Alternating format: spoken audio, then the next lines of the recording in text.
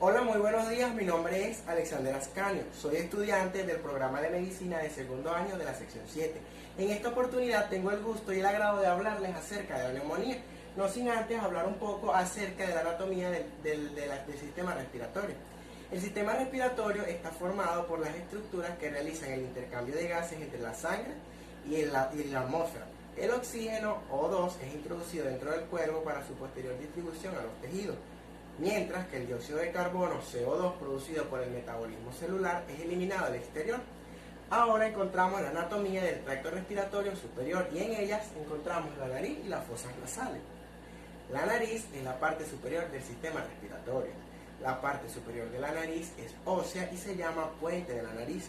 Está compuesto por los huesos nasales, parte del maxilar superior y la parte nasal del hueso frontal. En el interior de la nariz encontramos el tabique nasal, que es parcialmente óseo y parcialmente cartilaginoso y que divide la cavidad nasal en dos partes llamadas fosas nasales. Estas se abren al exterior por dos aberturas llamadas ventanas u orificios nasales. Los senos paranasales, en cambio, son cavidades llenas de aire de diferentes formas y tamaños según la persona. El crecimiento es netamente importante porque altera la forma y el tamaño de la cara y del mismo modo da resonancia a la voz. La boca es la primera parte del tubo digestivo, aunque se emplea para respirar. Está tapizada por una membrana mucosa con epitelio estratificado, escamoso, no queratinizado. La faringe es un tubo que continúa la boca y constituye el extremo superior común de los tubos digestivos y respiratorios, de modo que conduce alimentos hacia el esófago y aire hacia la laringe y los pulmones.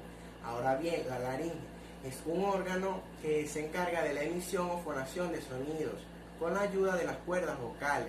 Está localizado entre la orofaringe y la tráquea. Es muy importante para las vías aéreas, ya que actúa como una válvula que impide que los alimentos deglutidos y todos aquellos cuerpos extraños entren en nuestras vías respiratorias. La tráquea es un ancho tubo que continúa la laringe y está tapizado por una membrana con epitelio pseudoestratificado columnar ciliado. Ahora encontramos la anatomía del tracto respiratorio inferior y entre ellas encontramos los bronquios. Los bronquios son dos tubos formados por anillos completos de cartílago iliano, uno para cada pulmón, y se dirigen hacia abajo y afuera desde el final de la tráquea hasta los hilios pulmonares. El bronquio principal derecho es mayor, más vertical y ancho que el bronquio izquierdo. Estos a su vez se dividen en bronquios lobulares, que son dos en el lado izquierdo y tres en el lado derecho. Los pulmones son los órganos esenciales de la respiración. Durante la primera etapa de la vida son de color rosado, pero al final son un poco más oscuros. Cada pulmón tiene forma de un semicono. El pulmón derecho es mayor y más pesado que el pulmón izquierdo. El pulmón izquierdo se divide en dos lóbulos, uno superior y uno inferior, mientras que el pulmón derecho se divide en tres lóbulos, que son el superior, el medio y el inferior. Las pleuras son membranas serosas, es decir, que tapizan una cavidad corporal en el exterior, en este caso en los pulmones. Generalidades de la fisiología respiratoria, proceso de la respiración.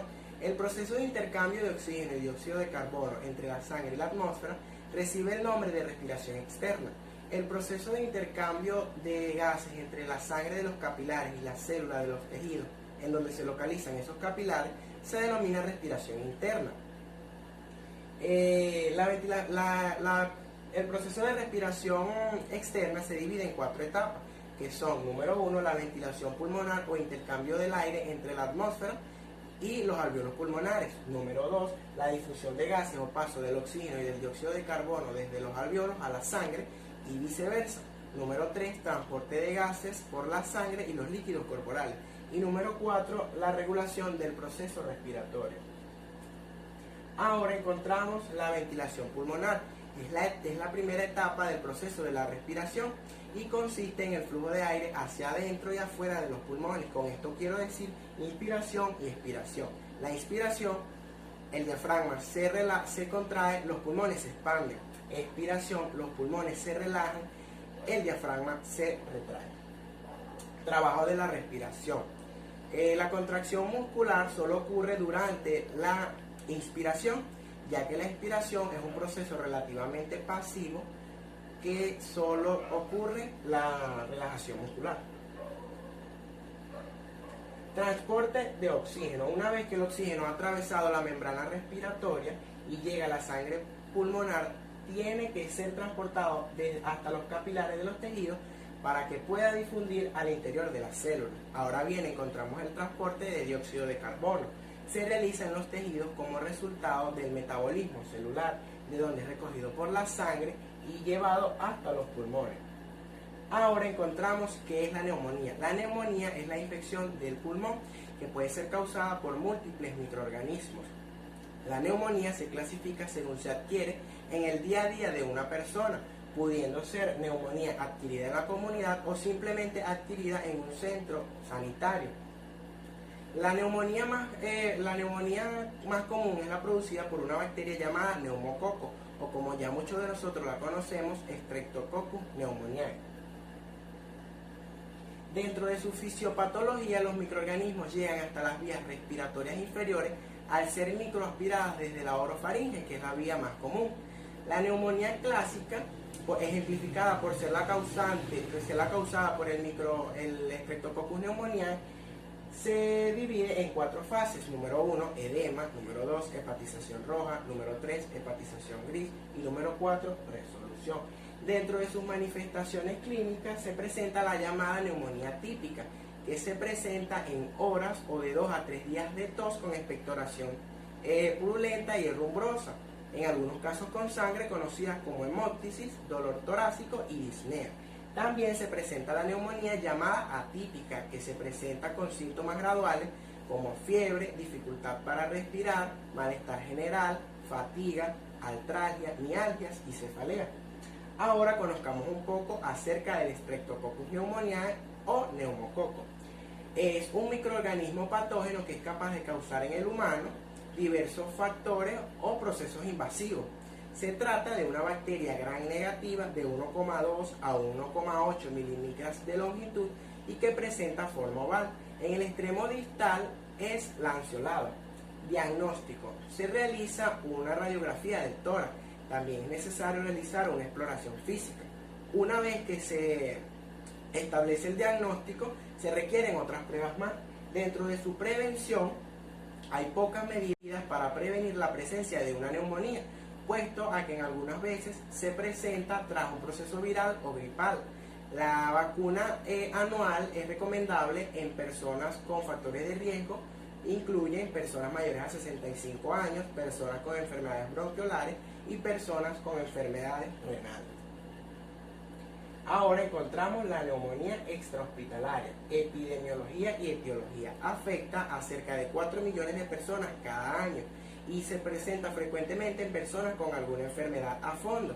Dentro de ellas diversos factores como alcoholismo, personas mayores a 70 años, tabaquismo, asma e infecciones por VIH son signos clave para la neumonía extrahospitalaria o neumonía adquirida en la comunidad. Los microorganismos habituales son Streptococcus pneumoniae o Haemophilus influenzae. Dentro de sus microorganismos atípicos encontramos el Mycoplasma pneumoniae y el Chlamydophila pneumoniae. Dentro de sus manifestaciones clínicas presenta síntomas típicos como fiebre, escalofríos, diaforesis, tos, ya sea con producción o sin producción de moco, dolor pleurético y disnea. Otros síntomas generales como náuseas, vómitos, diarrea, fatiga, mialgias, artralgias y cefalea. Dentro de su diagnóstico, por lo general basta con una radiografía del tórax, pero también es necesario realizar, o también se utiliza, tinción en cultivo del esputo, hemocultivo, antígenos urinarios y pruebas serológicas. Tratamiento de la neumonía extrahospitalaria. Se utiliza antibiótico-terapia en pacientes ambulatorios. Se utiliza claritromicina 500 miligramos orales cada 12 horas. O también se puede utilizar acitromicina 500 miligramos orales en una sola ocasión. Luego 250 miligramos una vez al día. O también se puede utilizar doxiciclina, moxifloxacina, levofloxacina, gemifloxacina. Dentro de sus complicaciones, la complicación más frecuente en la neumonía extrahospitalaria es la insuficiencia respiratoria, choque e insuficiencia multiorgánica. Es posible la infección metastásica, por ejemplo, acceso cerebral, endocarditis, y que requiere de atención médica inmediata. Seguimiento. Las anormalidades radiográficas por lo general desaparecen en 4 a 12 semanas. Estos pacientes deben recibir una vacuna antigripal o antineumocócica conforme corresponda. Neumonía asociada al respirador. Es una complicación muy frecuente en personas o en individuos que reciben respiración artificial y se calcula que su prevalencia es de 6 a 52 casos por 100 pacientes. Dentro de su diagnóstico, la aplicación de criterios clínicos provocan un diagnóstico excesivo. También aquí se utiliza radiografía del tórax y hemocultivo. Tratamiento de la neumonía asociada al respirador. En pacientes sin factores de riesgo para padecer neumonía se utiliza cetriaxona, moxifloxacina, levofloxacina, ciprofloxacina, ampicilina y ertapenem. El CUR 65. El CUR 65 es una escala de predicción de mortalidad en pacientes que tienen neumonía asociada adquirida en la comunidad. La escala CUR se dice confusión, urea, frecuencia respiratoria, presión arterial y edad mayor a 65 años. A continuación se presenta un cuadro acerca de la puntuación y riesgo de muertes a 30 días en la escala CUR 65. Cuando la puntuación está de 0 a 1, se dice que el riesgo de muerte en 30 días es bajo. Cuando su puntuación está en 2, se dice que su riesgo de muerte es intermedio. Y cuando su puntuación está en 3 o igual, se dice que su riesgo de muerte a 30 días es alto. Neumonía nosocomial. La neumonía nosocomial es la infección intrahospitalaria que se asocia a una mayor morbimortalidad. La neumonía nosocomial es aquella que se presenta en 48 a 72 horas tras el ingreso hospitalario. Dentro de sus manifestaciones clínicas podemos encontrar tos con flema, que es el mismo esputo, fiebre, escalofrío, malestar general y dificultad para respirar. Dentro de su diagnóstico sindrómico se basa en la demostración de síntomas clínicos y síntomas radiológicos.